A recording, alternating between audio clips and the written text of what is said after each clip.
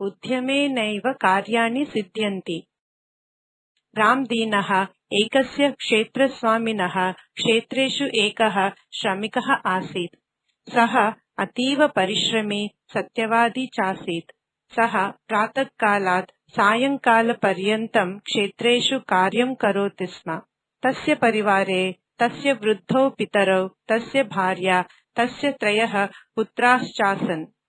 तस्य भार्या गृहस्य सर्वाणि कार्याणि स्वयमेव अकरोत्। धन अभावेन रामदीनस्य जीवनम् आनन्दमयं नासीत्। एकस्मिन् दिने धनभावस्य स्वसमस्यां रामदीनः क्षेत्रस्वामिनः सम्मुखे अस्थापयत्। सः रामदीनस्य कार्येण सन्तुष्टः प्रसन्नः चासीत्। अतः किञ्चित् विचिन्त्य सः रामदीन अवदत्, नद्याः पारं मम एकमन्यदपि क्षेत्रमस्ति, किन्तु तस्य क्षेत्रस्य भूमिः सिकतामयी अस्ति। ततः क्षेत्रम् अहं तुभ्यं दातुं शक्नोमि। इदं श्रुत्वा रामदीनः अति प्रसन्नः अभवत्। सः अचिन्तयत्, अधुना अहमपि कृषकः भविष्यामि, श्रमिकः नैव स्थास्यामि।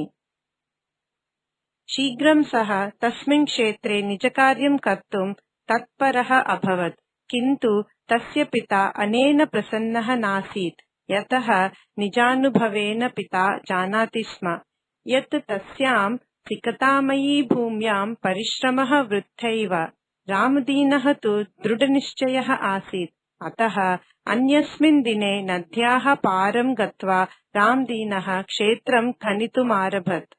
भूमिं समां कृत्वा क्षेत्रम् आकृष्य च सः तत्र चणकबीजानि अवपत्। तस्य दृढनिश्चयेन कठिनपरिश्रमेण च क्षेत्रं धनधान्येन पूरितं जातम्। इदं शुभसमाचारं सः स्वपितरौ स्वभार्यां च अकथयत्। अधुना तेषां प्रसन्नतायाः सीमा नैवासीत्। हरितं क्षेत्रं दृष्ट्वा रामदीनस्य पिता अवदत्, सत्यम्, उद्यमेनैव कार्याणि सिद्ध्यन्ति पुत्रा।